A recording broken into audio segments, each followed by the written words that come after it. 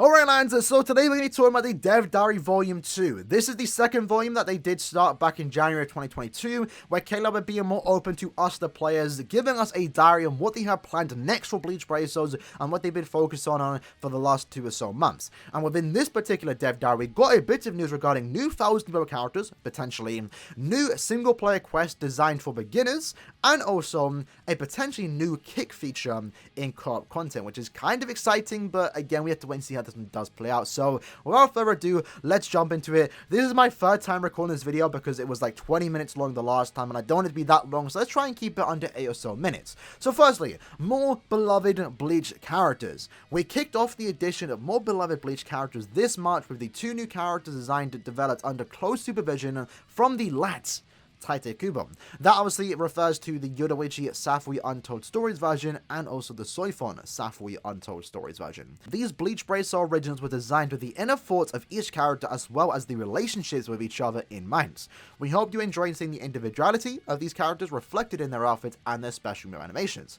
And from the get-go, I can say I could definitely agree with that. As someone that actually read through the Untold Stories Part 4 with Yoruichi and Soifon, I definitely appreciate the design aspect of what they went with Yoruichi. Many Yoruichi, because Soifon I thought was perfect. I think they nailed the Soifon aspect of Beyond Bankai, of Soul Reaching Greater Height, etc. With Yoruichi, it was kind of like a hit or miss. Some people love it, some people hate it, some people like it. I'm on the side that kind of likes the idea of what they went with. Of course, I would have preferred some type of Shunko iteration of a, Soul Reaching Greater Height, but I do like what they went with at the end of the day. And I feel like it's kind of underrated to a certain extent because it's kind of disrespectful to say it's just a seasonal.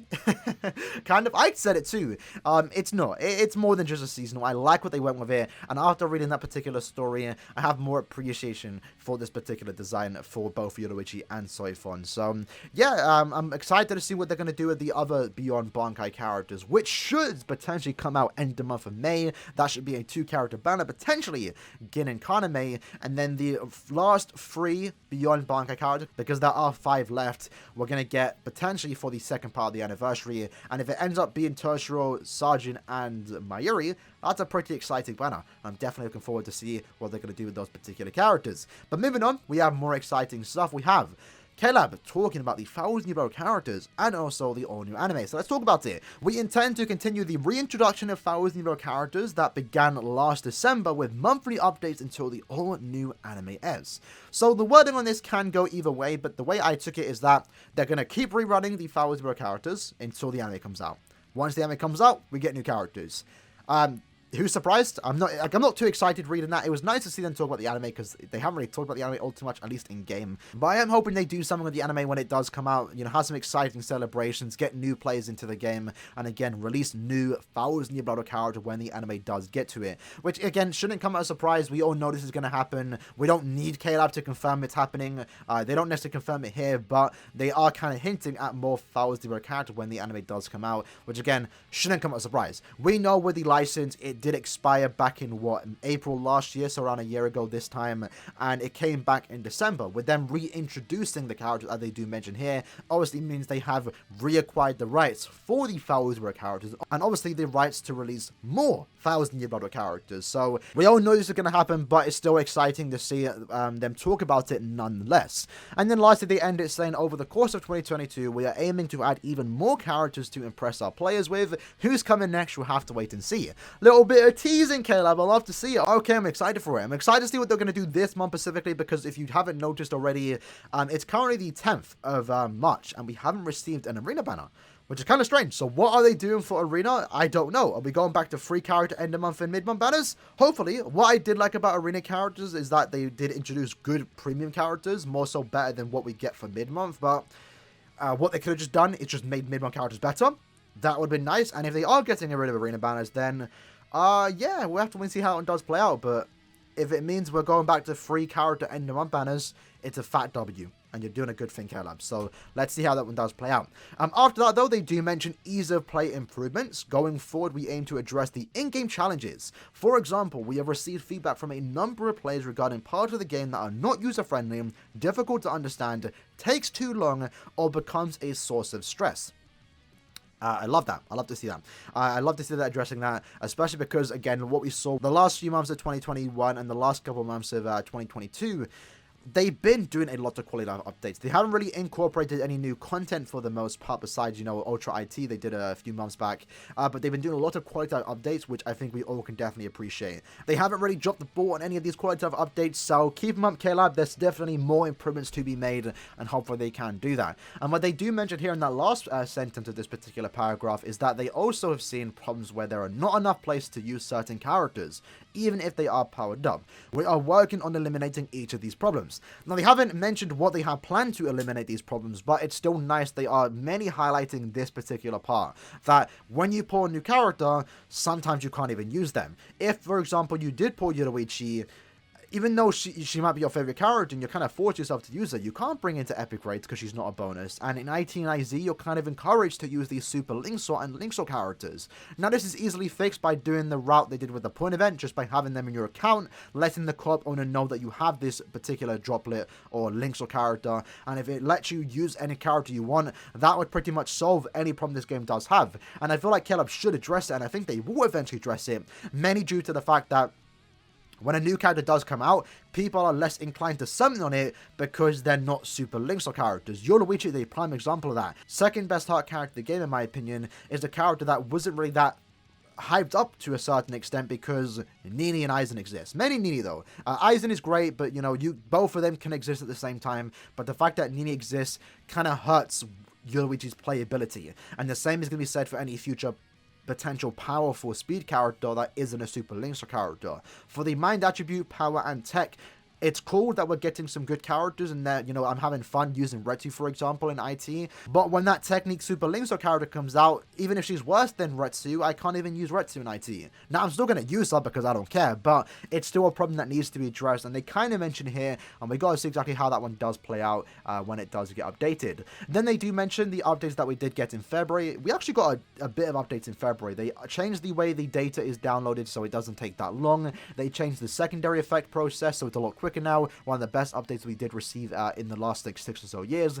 They've also made it so you can recall your guild quest team, and this is something that we can't really appreciate right now because you have to keep changing your team twice a week. But in around a month or two, when we start getting the rotation overlapped again, then you're going to start seeing the significance of being able to recall your team in just one button, especially when you got to change your team twice a week. They also do mention here that they changed the Ruroka EXP quest, the Yukio quest. They changed something with the accessory training ground, so it's a lot easier to get your hands on these accessories, which again is something that many of us content creators have covered, myself included, but it's definitely appreciated, especially for new players out there. Being able to get a bunch of EXP crystals, a bunch of ascension fodder, and also get your hands on those Shinji hats, which are kind of rare for the most part, is actually really nice to see. This is something that no one's really requesting, but them going back to updating these events for quality of life for beginners is really nice to see, and it's actually kind of encouraging.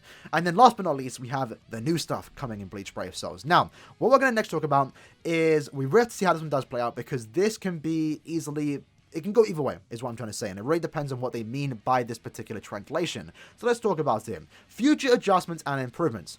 So in addition to improving the usability of the filters when sorting characters, that's coming out this month, we're also working on implementing a new much request function to allow for immediate exit from a co-op quest or epic raid room. Now, me, and I think many others when reading this, for when you finish a co-op quest, when you finish an epic raid quest, you are stuck there for 10 seconds. Originally, in co-op content, you could have just quit the quest, still would have got the rewards, and you didn't have to sit there for 10 seconds.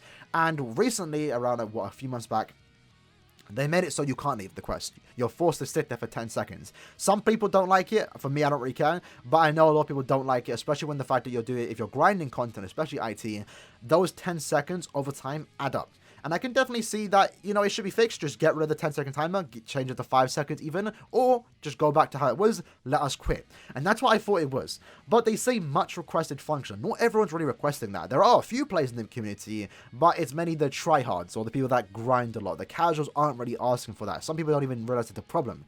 Now, when I read this the second time, and also apparently in the French version of this translation, apparently it's referring to a kick button, which would make sense. Allowing for immediate exit in a co-op quest or epic raid room.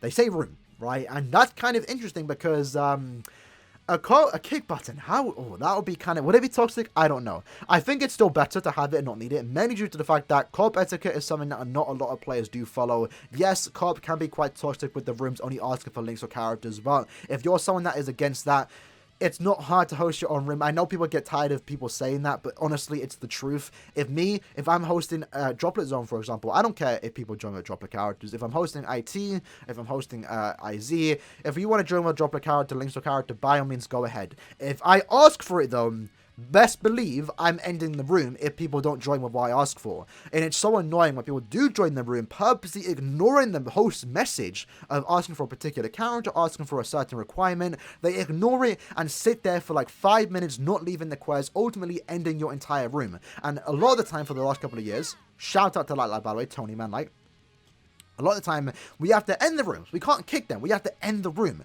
And yes, it's going to be annoying. It's going to be a hard wake-up call for these type of players that you're just going to get instantly kicked. But don't join rooms you're not being asked to join. If you don't have the character, it sucks, but just don't join it. Host your own room. It's actually better to host your own room, and I don't know why people just don't do it more often than not, because you get the bonus drops, you have better connection, you don't have to deal with the lag, and you get to make your own rules. If you're someone that is against the idea of links to characters and stuff like that, then host your own room and ask for no links to characters. It's that simple. When I play co-op, I host my own rooms. And I'm fine. I don't see the problem in co-op content. And I think a kick function, if this is what it's referring to, is probably for the best. Because now people are going to stop being leeches and actually listen to what the room message has to say. And if it's asking for a links or character, then don't join that lobby if you don't have a links or character. If it's asking for bonus characters, then don't join that lobby. Host your own rooms. Very, very simple. It sucks to say that, but that's just the nature of this game. And I feel like this is actually going to be better, especially for the host, because, again, once more, those players that have been blatantly ignoring the room message, the host gets punished for it. Those players don't, and now they are, if this is a kick button. But we have to wait to see how that's going to get implemented into the game, and it potentially going to get added around summertime, so maybe just before the anniversary. And then last but not least, we have finally, we're also preparing an all-new single-player quest to be trialed this spring, so potentially like a month or two away, that will let beginners play with a character of their choosing. That was disappointing to see. I'm not going to lie. They did mention this around 2 months ago.